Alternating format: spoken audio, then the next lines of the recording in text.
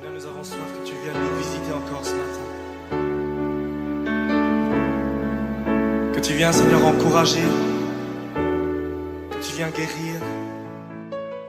Bienvenue dans le Seigneur, bonjour ou bonsoir, selon l'endroit où vous êtes en train de suivre la chaîne Couronne de Vie en ce moment. Nous entrons dans vos maisons ce matin ou cet après-midi ou ce soir, selon les continents ou l'endroit où vous vivez. Je suis votre humble serviteur, le pasteur Victor Maponda de l'Église universelle de Dieu, l'Église pour tous, invité par la chaîne Couronne de Vie qui est dirigée par notre cher évangéliste Collins Baini qui fait un travail de titan pour évangéliser, pour l'avancement du royaume. Que Dieu vous bénisse, chers frères évangélistes. Vraiment, je suis dans la joie de revenir encore dans vos chaînes, toujours disponible pour l'avancement du royaume. Merci beaucoup pour votre invitation. Alors, aujourd'hui, je suis venu partager avec nous un thème que nous allons découvrir tous ensemble par la grâce de Dieu. Aujourd'hui, nous allons parler, bien-aimés dans le Seigneur, de l'Église, entreprise de Dieu. Waouh, ça paraît bizarre, Église, entreprise de Dieu. Mais avant cela, bien-aimés dans le Seigneur, nous allons prier, car la Bible dit, dans le livre de Colossiens, tout ce que vous faites, en parole ou en acte, faites-le pour la gloire de notre Seigneur Jésus-Christ. Tendre Père, nous voulons parler de ta part pendant quelques minutes. Viens, cher ami Saint-Esprit, et enseignons ensemble afin que, Père de gloire, que les âmes soient sauvées et instruites. Car la Bible dit, mon peuple est péri faute de connaissance. Alors nous voulons partager la connaissance, comme l'apôtre Paul dit, je souhaite que vous augmentez en amour, en connaissance et en intelligence. Voilà pourquoi, Père, nous t'invitons, cher ami Saint-Esprit, de venir parler avec moi ensemble et que les âmes soient édifiées et que les âmes soient instruites dans le puissant nom glorieux de notre Sauveur. Et Seigneur Jésus-Christ, nous disons Amen. Église, entreprise de Dieu. Bien-aimés dans le Seigneur, même si nous prenons, lorsque nous considérons le mot entreprise, nous voyons que c'est une entité, c'est un groupe de gens qui s'organisent avec des règles bien établies pour produire quelque chose. Physiquement, nous voyons qu'une entreprise est là pour la production de biens. Et ça dépend de chaque entreprise, comment, quels sont les objectifs poursuivis par une entreprise. Mais alors, posons-nous la question, est-ce que l'Église est une entreprise? Oui, bien-aimés dans le Seigneur, sauf que l'Église est une entreprise surnaturelle. L'Église est une entreprise spirituelle. L'Église n'est pas une entreprise pour la production de biens, mais l'Église est une entreprise, bien-aimée dans le Seigneur, qui s'organise tout simplement pour aller chercher des âmes perdues et les amener vers Christ. Alléluia. Et ce travail-là aussi est bien organisé comme toute entreprise physique. Alors, d'où vient ce contexte, ce thème de l'Église, entreprise de Dieu? Alors, bien aimé, le Saint-Esprit m'a inspiré tout simplement dans Luc chapitre 2, verset 49. D'où est venu cela? C'est dans Luc chapitre 2, verset 49. J'aimerais que toi qui écoutes le son de ma voix, que tu puisses comprendre que Jésus-Christ de Nazareth, l'homme de Galilée, il a bien expliqué cela. Il a dit ceci. Et j'aimerais inviter toi, homme de Dieu, toi, chrétien, qui me suis en ce moment, que tu puisses comprendre que l'Église n'est pas l'entreprise de ton pasteur. Ce n'est pas l'entreprise privée, comme aujourd'hui les églises sont devenues des entreprises privées de certains hommes de Dieu. Non, non, ce n'est pas ça. Regarde ce que nous dit Jésus-Christ de Nazareth, l'homme de Galilée. Luc chapitre 2, verset 49. Il s'agit de l'histoire de Jésus qu'on va chercher. Si nous commençons à partir du verset 41, la Bible dit « Les parents de Jésus allaient chaque année à Jérusalem à la fête de Pâques. Lorsqu'il fit âgé de 12 ans, ils y montèrent selon la coutume de la fête. Puis, quand les jours furent écoulés et qu'ils s'en retournèrent, l'enfant Jésus resta à Jérusalem. Son père et sa mère n'aperçurent pas. Croyant qu'il était avec leurs compagnons de voyage, ils firent une journée de chemin et le cherchèrent parmi leurs parents et leurs connaissances. Mais ne l'ayant pas trouvé, ils retournèrent à Jérusalem pour le chercher. Au bout de 3 jours, ils les trouvèrent, bien aimés, où? Ils les trouvèrent dans le temple, assis au milieu des docteurs, les écoutant et les interrogeant. Tous ceux qui l'entendaient étaient frappés de son intelligence et de ses réponses. Quand ses parents le virent, ils furent assis d'étonnement. Et sa mère lui dit, « Mon enfant, pourquoi as-tu agi de la sorte avec nous? Voici ton père et moi, nous te cherchions avec angoisse. » Il leur dit, « Pourquoi me cherchez-vous? Ne savez-vous pas qu'il faut que... » Ah, voilà les contextes business se trouvent ici. Les contextes entreprise se trouvent dans la réponse de Jésus.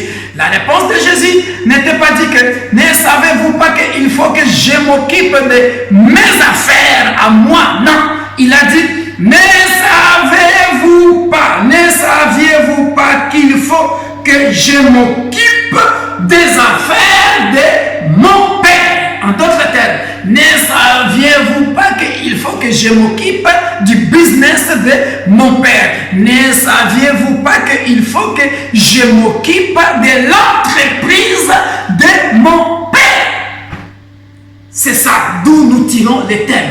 Or, aujourd'hui, bien aimés dans le Seigneur, malheureusement, nous avons dans nos églises des hommes de Dieu qui ne s'occupent plus des affaires du Père céleste qui nous a mandaté à encadrer les brebis, à aller chercher les brebis perdues.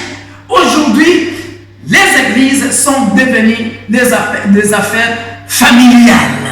Aujourd'hui, les églises sont devenues des affaires personnelles où les hommes de Dieu sont en train de laver le cerveau aux fidèles de l'église.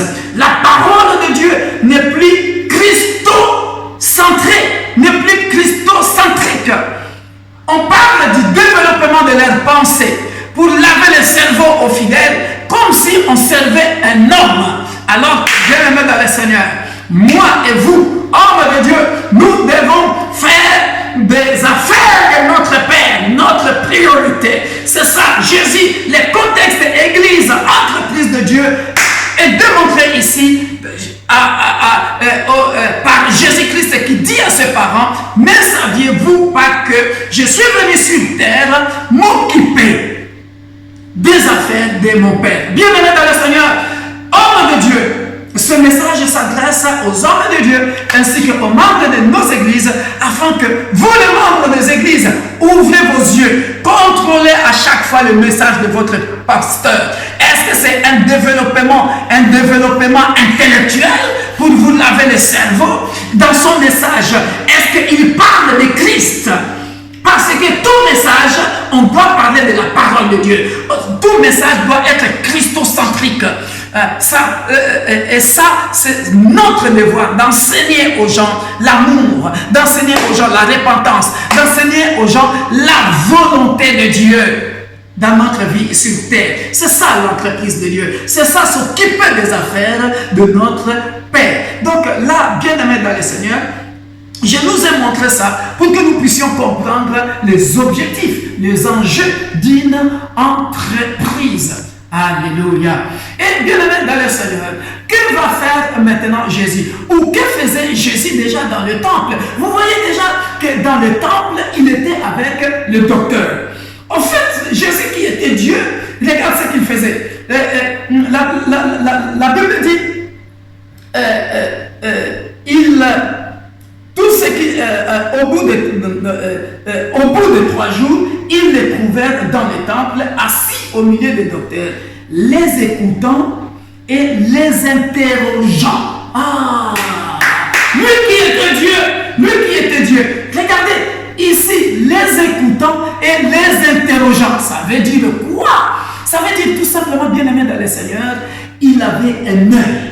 Il avait un œil particulier, un œil pointu, un œil vraiment sur les affaires du Père. Quand on dit ici les écoutants, cela veut dire quoi? Les écoutants, cela veut dire ils écoutaient les docteurs s'ils enseignaient la vraie ou une fausse doctrine. Les interrogeants, c'est-à-dire, il les interrogeait aussi pour savoir quelle est votre opinion, quel est votre avis sur ça. Et là, nous le verrons plus tard. Il contrôlait justement les affaires. Il était tellement pointu que vous voyez que dans la Bible, on parle de faux prophètes, on parle de faux docteurs. Alors, Jésus surveillait déjà ça.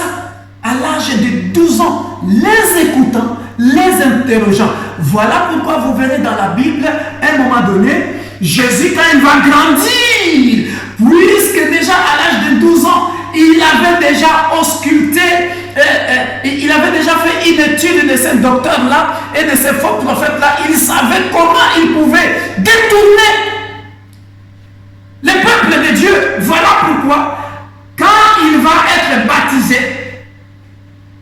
la première mission de Jésus, il va faire quoi? Il va commencer par enseigner les disciples. Jésus n'a pas commencé par des miracles. Voilà pourquoi nous verrons cette histoire que nous connaissons bien. Il est entré dans les temples, et quand il est entré dans les temples, il dit, il est écrit que la maison de mon Père sera une maison de prière et vous en avez fait une maison de marchands. Il va tout balancer, il va tout jeter. Pourquoi? Parce qu'il était en colère. Il faisait quoi?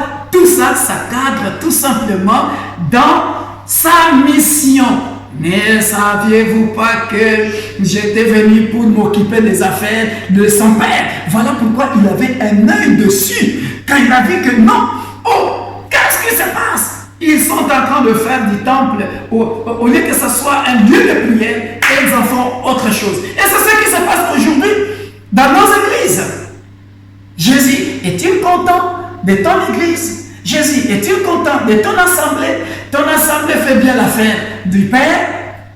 Pose-toi la question. Alléluia. Maintenant, comment Jésus va s'y prendre? Regardez le souci de Jésus. C'était le souci des âmes. Lorsque nous lisons Matthieu chapitre 9, verset 36, au verset 9, chapitre 9, Matthieu chapitre 9, au verset 36 à 38, nous allons voir, bien-aimés dans le Seigneur, la Bible dit quoi?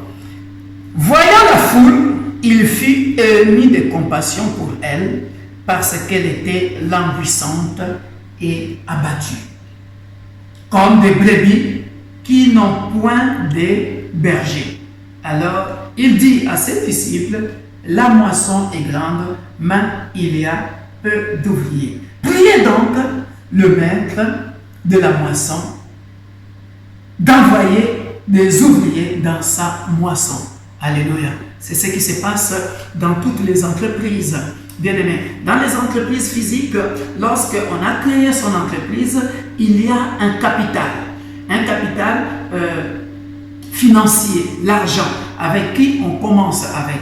Mais l'Église, c'est la seule entreprise qui n'a pas besoin d'argent pour commencer, parce que lui-même, le fondateur de l'Église, la Bible dit l'or et l'argent lui appartient. Mais le capital dont Dieu a besoin pour commencer son Église, c'est l'être humain. C'est l'être humain. Voilà pourquoi, regardez son souci. Jésus arrive quelque part, il voit la foule abattue, la foule est languissante.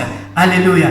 Il va procéder à quoi? Il va procéder à ce que nous appelons dans les entreprises le recrutement. Alléluia. Le recrutement.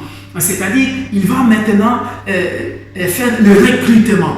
Et quand il va faire le recrutement, c'est là que la Bible nous appelle, la Bible dit, Jésus va faire les choix des disciples.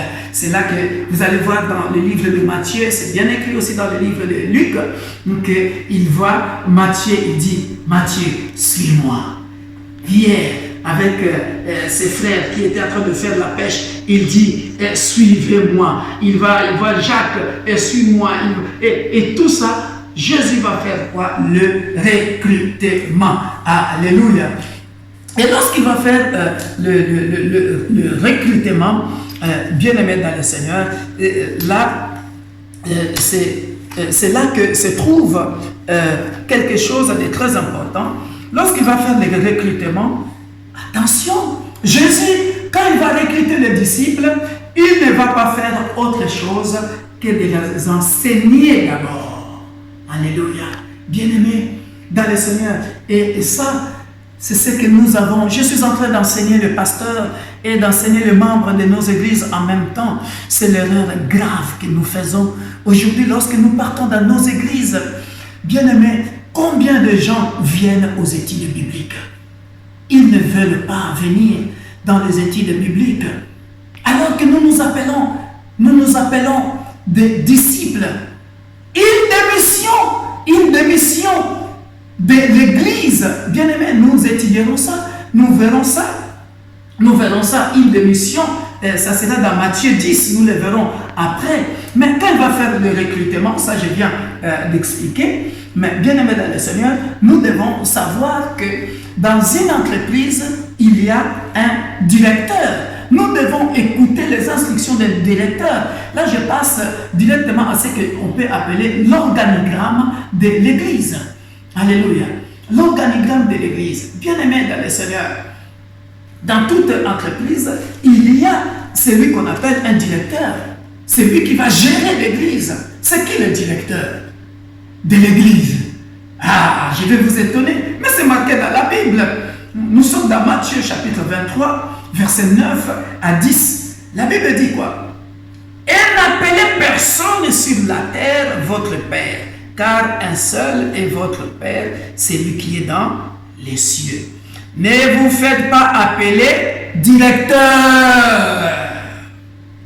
car un seul est votre directeur, virgule, le Christ.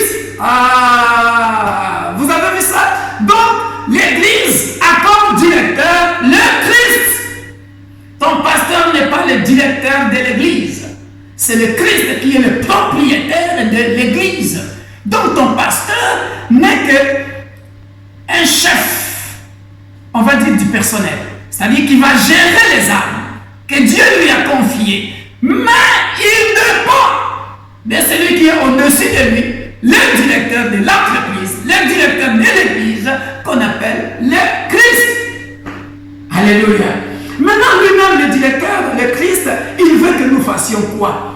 Lorsque nous faisons le recrutement, comme je dis, l'Église, c'est la seule entreprise qui ne commence pas avec l'argent, mais avec son capital, c'est le capital humain. C'est-à-dire, lorsque nous commençons l'Église, nous commençons avec 3 frères, 3 sœurs, 10 frères, 10 sœurs, 2 familles, 3 familles. La première chose que nous devons faire, c'est ce que le directeur a fait. Là, nous sommes dans Matthieu 4. Après le recrutement, chaque entreprise, même physique, quand il recrute, il fait quoi? Il fait la formation. La formation, c'est l'un des objectifs de l'entreprise. Pour enfin produire des fruits selon les attentes de l'entreprise. Il va former des comptables, il va former des cadres, il va former ceci et cela. Et nous aussi, de nos églises, en tant qu'entreprise, notre directeur de Christ nous demande de former, d'enseigner d'abord. Et lui-même, il donne cet exemple.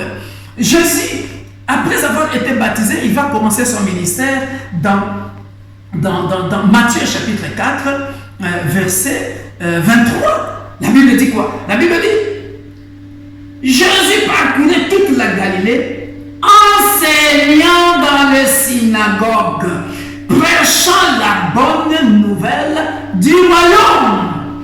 Alléluia. Donc nous voyons que, bien aimés dans le Seigneur, ce sont des enseignements. Ce sont les enseignements qui devraient nous changer. Mais je suis désolé parce que dans nos églises de réveil ou des églises dites évangéliques, malheureusement, nous sommes des églises où nous savons beaucoup jeûner, nous savons beaucoup prier, mais les enseignements, nous sommes chaos. Nous ne voulons pas venir aux études bibliques, nous ne voulons pas être formés. Rares sont ceux-là qui prient selon la parole de Dieu. Voilà pourquoi, même dans nos prières, parfois, il y a des désordres. Vous dirigez la prière, vous êtes en train de dire, nous allons adorer Dieu, nous allons louer Dieu, nous allons dire merci à Dieu. Mais le frère ou la sœur, tellement il est chaud dans la prière, lui il commence déjà à chasser les démons, il est déjà débordé. Non. Venons dans nos églises pour être formés, suivons les enseignements. Parce que Jésus a commencé les enseignements. Alléluia. A commencé par la formation des disciples au travers les enseignements. Alléluia. Et après les enseignements, nous passons donc à la mission des disciples. Qu'est-ce qu'il va leur confier comme mission, bien-aimés dans le Seigneur? Là, nous sommes, après avoir choisi les disciples, il va leur confier cette mission. Il va leur confier cette mission. Nous sommes dans Matthieu chapitre 10 au verset 1. La Bible dit quoi? La Bible dit, puis ayant appelé ses 12 disciples, donc là ils ont déjà eu la formation, ils ont fait la formation, ils ont eu les enseignements. Maintenant, c'est pareil comme dans les entreprises physiques, ils vont aller faire les stages. Ils vont commencer leur stage. Qu'est-ce qui va se passer? Il va dire, il leur donne le pouvoir de chasser les esprits impurs et de guérir toute maladie et toute infirmité. Alléluia. Et ça, c'était la première mission que Dieu va donner aux disciples. Alléluia. Et cette mission ici est fixée qu'en Israël. Cette mission est que se trouve cette première mission pendant que Jésus est en chair et en os avec eux, il leur confie cette mission qu'en Israël. La deuxième mission sera dans Matthieu chapitre 28, qui est une mission universelle. Parce que là, c'est après sa résurrection. Et là, il va dire, toute autorité m'a été donnée. Voilà. Mais ici, avant de leur confier cette mission dans Matthieu 10, il leur donne le pouvoir. En d'autres termes, nous revenons dans le livre des Actes chapitre 1 où il leur a dit, ne quittez pas Jérusalem, restez d'abord là. Jusqu'à ce que vous recevez la puissance qui viendra d'en haut. Alléluia. Il devrait être équipé pour la mission. Parce que l'Église est une entreprise spirituelle. J'ouvre une parenthèse avant de clôturer ce premier chapitre sur l'entreprise, l'Église entreprise de Dieu. Bien-aimés dans le Seigneur, jusqu'à quand nous comprendrons, bien-aimés dans le Seigneur, que dans le monde, nous faisons des études pour être licenciés, pour avoir le master, pour avoir le doctorat, mais ça sont des diplômes humains sur la terre que nous laisserons ici-bas. Mais est-ce que vous savez combien de sacrifices nous faisons, combien de temps nous prenons pour apprendre les leçons, de l'école primaire au collège, lycée, université, nous nous donnons corps et âme pour avoir les diplômes.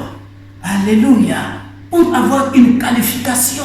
Mais bien aimé dans le Seigneur, je voudrais te dire que l'Église est une école spirituelle. Pourquoi tu ne te donnes pas aussi le même temps pour lire la parole de Dieu, pour avoir la connaissance de ton Créateur, pour avoir les diplômes qui te qualifiera pour gagner le royaume des cieux, aller avoir la vie éternelle. Parce que le diplôme que tu auras ici physiquement, ça va t'aider, bien sûr, à occuper un poste selon le plan de Dieu. Mais ce diplôme-là restera. Mais j'aimerais te convier, toi qui es en train de suivre cette émission, de te donner aussi un peu de temps pour étudier la parole de Dieu. Suivre les enseignements de Jésus-Christ afin d'obtenir aussi ce diplôme qu'on appelle une couronne qui t'amènera au ciel pour avoir la vie éternelle. Voilà pourquoi, bien aimé dans le Seigneur, je m'en vais clôturer cette première partie à nous convier à comprendre que l'Église est une entreprise qui doit former des disciples pour cette mission. Alors, la deuxième émission, bien aimé, c'est après avoir obtenu, après les avoir envoyés en Israël, la deuxième mission sera une mission universelle.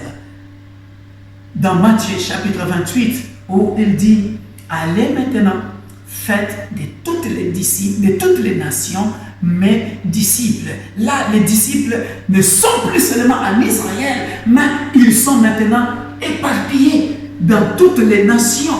Parce que nous les voyons bien, après la résurrection, Jésus lui-même le démontre. Il est apparu à 60, 500 personnes. C'était le symbole de montrer aux gens, de montrer aux disciples que maintenant, vous n'allez pas seulement travailler pour la nation d'Israël, mais maintenant votre mission est devenue universelle. Alléluia. Que Dieu vous bénisse. C'était l'introduction, et dans les jours à venir, bien aimés dans le Seigneur, nous allons parler, bien aimés dans le Seigneur, de la gestion de l'entreprise dans l'Église. La gestion de l'entreprise, la gestion de l'Église, l'organigramme de l'Église. Comment est-ce que nous pouvons organiser l'Église et comment est-ce que nous pouvons gagner des âmes, comment est-ce que nous pouvons aussi gagner de l'argent pour que le royaume de Dieu aille de l'avant. Que Dieu vous bénisse. C'était votre humble serviteur, le pasteur Victor Makona. Soyez bénis. Merci encore à la chaîne Couronne de Vie qui nous a invités pour l'édification de l'Église Corps du Christ.